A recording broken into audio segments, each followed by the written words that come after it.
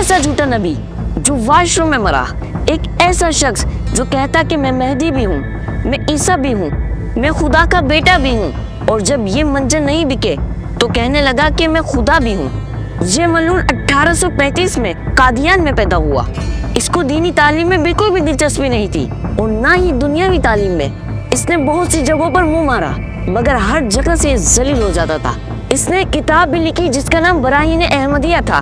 اس کتاب کی وجہ سے بہت سے لوگ مسلمانوں کے خلاف ہونے لگے۔ اس ملعون نے مسلمانوں کے اندر رہ کر مسلمانوں کو ہی کاٹا۔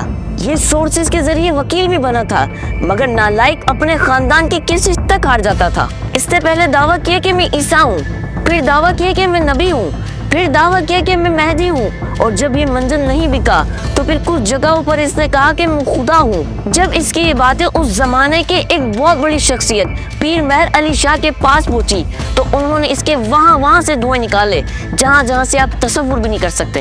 پھر کچھ ٹائم بعد مرزا ملعون اور پیر مہر علی شاہ کا ایک مناظرہ طے پایا مگر یہ ملعون مناظرے سے پہلے ہی وہاں سے بھاگ گیا اور جا کر لوگوں کو کہنے لگا کہ وہ تو آئی ہی نہیں۔ پھر لوگوں نے اس سے کہا کہ معجزہ دکھاؤ مگر یہ معجزے دکھانے کے بجائے لوگوں کا دھیان بھٹکاتا اور انہیں دوسری باتوں میں الجھاتا تھا، اور جب لوگ بار بار معجزوں کا کہنے لگے تو اس نے معاذ اللہ معجزوں کا ہی انکار کر دیا۔ اس نے کہا کہ ایک میرا بیٹا پیدا ہوگا اور اس کی بہت طویل عمر ہوگی، مگر جیسے اس کا بیٹا پیدا ہوتا ہے تو کچھ ٹائم بعد ہی مر جاتا ہے۔ اور ماشاءاللہ سے مرزا ملعون 1908 میں ایک بیماری میں مبتلا ہو کر واش روم میں مر گئے۔ سبسکرائب